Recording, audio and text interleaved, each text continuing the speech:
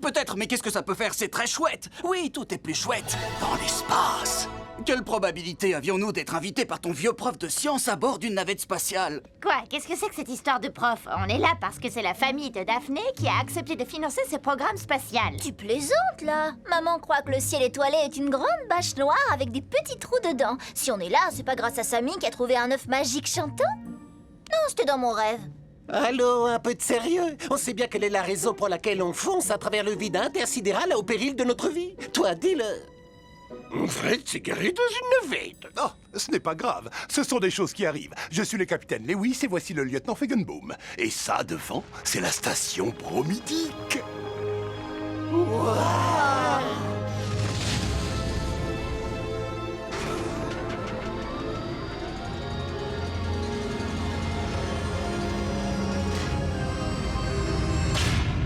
Oups.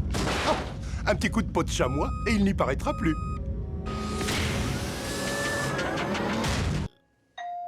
Et c'est parti pour le premier vol long courrier de mon avion Air Gigantica. Bouclez vos ceintures.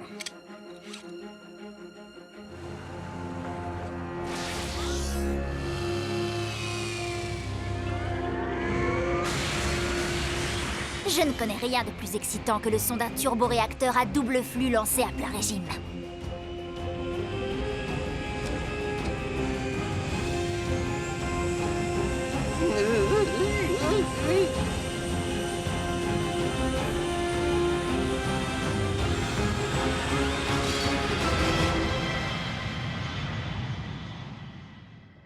Mesdames et messieurs, ici votre commandant de bord, le capitaine Anderson. Nous atteindrons bientôt une altitude de croisière de... Oh, dis donc, qu'est-ce qu'on est haut là déjà, c'est flippant. Oh, non, tout va bien, je suis calme, c'est bon. Les jeunes, décrispez-vous. Il n'y a pas meilleur pilote. Il est juste très légèrement acrophobique. Il a le vertige. Voilà, nous avons atteint notre altitude de croisière, vous pouvez vous déplacer dans l'avion. Oh, qu'est-ce qu'on est haut, mais... trop. Non, tout va bien. Bon, allons-y. On a un mystère à résoudre. Pour les indices, formons plusieurs équipes. Excellente idée! Scoob et moi, on s'occupe du restaurant. Oui, du restaurant. Big Girl, conduisez-nous à l'endroit où on a vu ce gremlin la dernière fois. Oui, Phil, avec plaisir. C'est Fred. Daphné, pour la dernière fois, on n'est pas dans un rêve.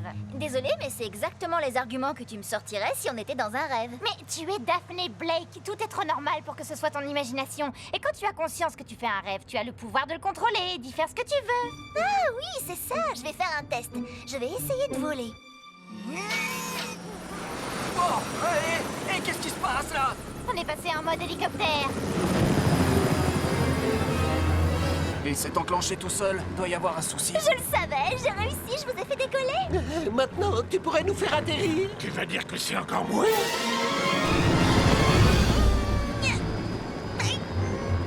Oh, j'arrive pas à nous faire descendre. Fred, Désolé, je contrôle plus rien. si on continue de prendre de l'altitude, on ne pourra plus respirer. Accrochez-vous.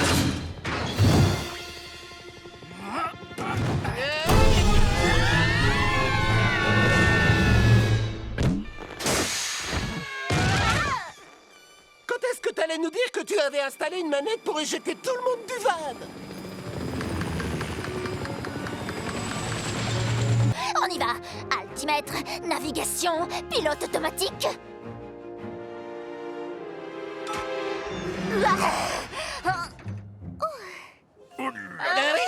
On est vivant. Vous rejoignez Fred et je me charge du reste.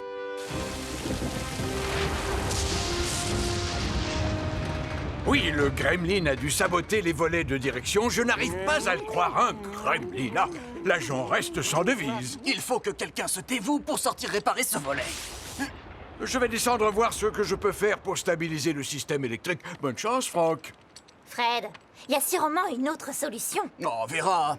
Depuis que je suis tout petit, j'ai compris qu'assumer le rôle de chef, ça peut consister à monter sur l'aile d'un avion en plein vol pour réparer un volet défectueux saboté par un gremlin clandestin. Waouh, dis donc, c'est drôlement précis comme destin. J'ai tellement peur que c'est tout juste si j'arrive à manger. C'est un combat de tous les instants. C'est bon. Toi, tu surveilles ce câble.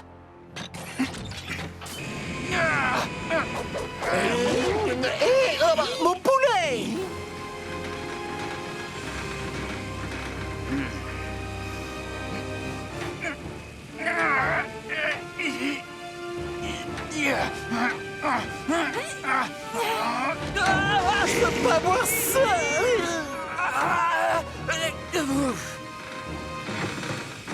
Alors il s'en est sorti.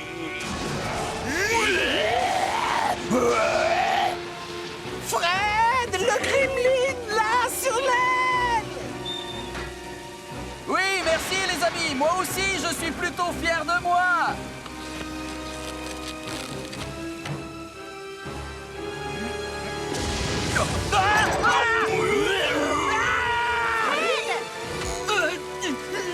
Sammy, Scooby, courez, aidez Fred! Non. Oui. Oh non, Scoob, la peur nous a désynchronisés. Ouais, tous les deux, qu'est-ce que vous faites là? On allait te poser la même question, Fred. T'inquiète pas, j'ai plus d'une corde à mon arc. Enfin là, j'en ai qu'une. Ah bah tant mieux, dans ce cas, on retourne Ah, je suis dans le siège du pilote, je suis dans le siège du pilote, je suis dans le siège du pilote.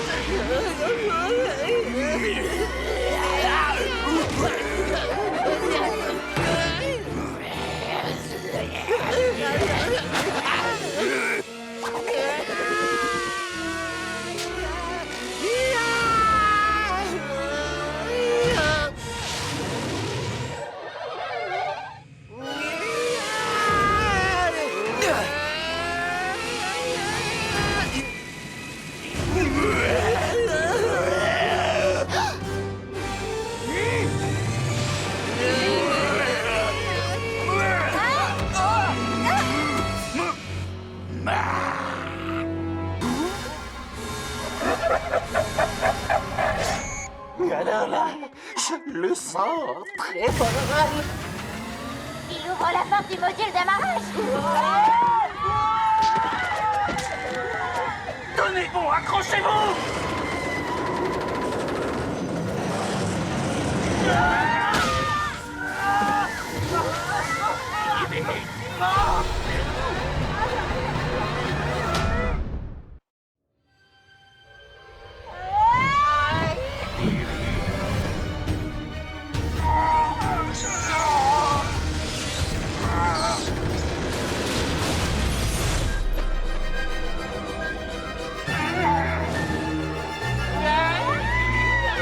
N'ayez crainte, j'arrive. Ah.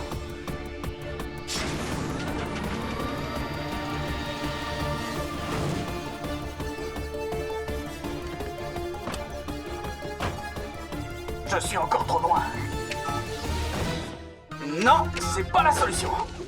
Non plus. Allez, vite. Non. Un feu d'artifice? Des fusées!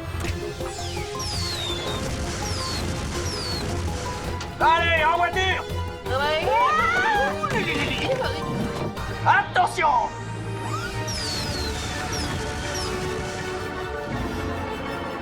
Fred, tu n'as plus qu'une fusée en stock! C'est vrai, alors il ne faut pas la gaspiller. Feu!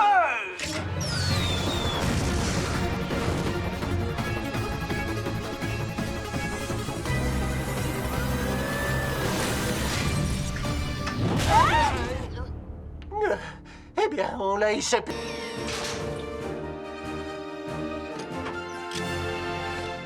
Très bien. Testons la nouvelle fonctionnalité de la Mystery Machine. Mode avion. Mode avion? Quand est-ce que t'as eu le temps de bricoler ça? Peu importe quand, Fred Jones reprend le contrôle. Et c'est moi qui décide qui s'assoit aux commandes.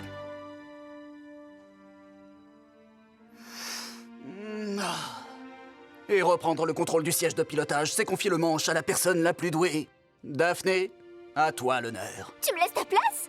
Je te la laisse. Je t'ai vu piloter l'avion, tu m'as subjugué. On voit que tu sais quoi faire. Ah. Et c'est très émouvant tout ça, mais puis-je vous rappeler qu'on n'a toujours pas résolu ce mystère? Il est toujours assis là, à gremliniser. Les autres fois, on ne mettait pas si longtemps. D'accord, ce problème d'avion est aussi important. Bon, préparez-vous pour le décollage. Ici votre commandant de bord. Bon, la porte de l'avion est bloquée, alors accrochez-vous, je vais prendre une autre sortie. Quoi? Attends, où ça? Où ça, une autre sortie? Maintenant que c'est réglé, Qu'est-ce qui est réglé? Je vois rien de réglé. démasquons ces gremlins, on va voir qui c'est. Cornelius! C'est Ed! C'est pourtant facile comme nom! Eh oui, messieurs, dames, ce cher Ed a voulu nous faire croire qu'il était resté au sol alors qu'il a toujours été à bord. Il avait enlevé son bleu de travail pour pouvoir enfiler plus facilement son costume. Et comme je le disais, Ed se servait d'aimants pour grimper sur la carlingue de l'avion et pour dérégler presque tous les instruments de bord. Comme ça, il pouvait faire à l'avion tout ce qu'il voulait. Oui, bon, génial, mystère résolu. Maintenant, laissons Daphné se concentrer Ce sur... qui nous amène au mobile. En fait, Ed en voulait à Big Earl d'avoir modifié la conception de son avion et d'avoir fait beaucoup mieux que lui. D'accord, je vous expliquerai! À l'atterrissage! Je viens d'expliquer. Vous m'écoutez quand je parle?